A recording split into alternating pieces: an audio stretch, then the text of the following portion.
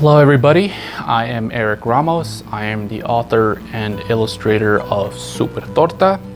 In case you don't know what a torta is basically a big Mexican sandwich that you can put anything in it. I've been obsessed with them since I was a kid. I love them so much that I wrote a story about them. Now as an adult, this book is published by Los Libros, where you can buy it online through Amazon or loslibros.com.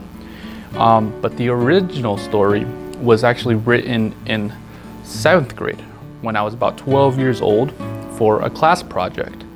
And this is the 16-year-old art project of mine that has my mom saved for me over the years. So it's something that I feel very attached to, and I feel very fortunate to share this story with everyone around the world. I stitched it all together with just actual glue and then piecing it together. As you can see, Super Torta has a lot of the resemblance of the red title, the eyeballs. It was something that, I don't know, was ingrained in my mind after experiencing the story back in 3rd grade about me taking tortas to field trips and usually packing more than one. This book has brought so much joy in my life. So without further ado, let's go ahead and read this story that got me an A+. Here we go. There once was a torta that got dropped in radioactive water that made it transform into something else.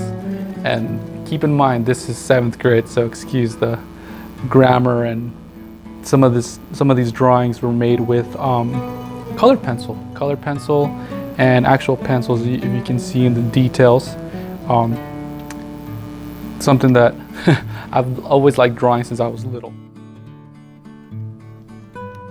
So the reaction of the tortas made it go from tiny to a giant monster. The giant torta was bigger than the Empire State Building. So you can see a little bit of the artwork.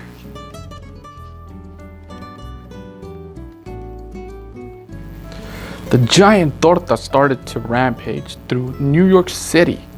It was angry because he thought he tasted nasty and nobody wanted to eat him. How many of us have ever felt like a torta before? Unwanted torta. Just kidding.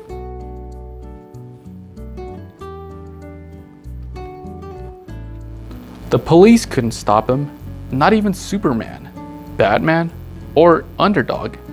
People were thinking it was the end of the world. An atomic bomb was nothing to the giant torta.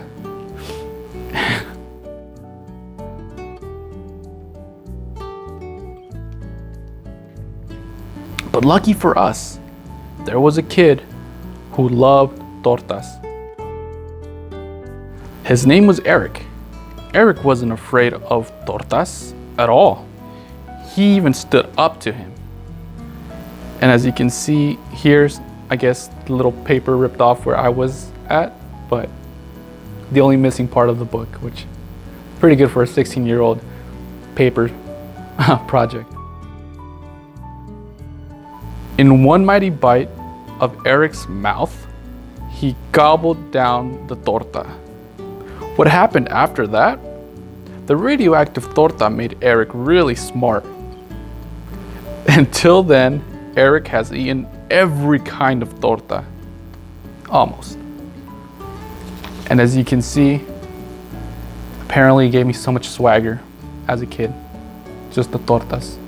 To this day, tortas are still the love of my life, and I hope that you guys get entertained and, you know, have some imagination with your kids and the next generation of their food, and, you know, seeing things bigger than what they are.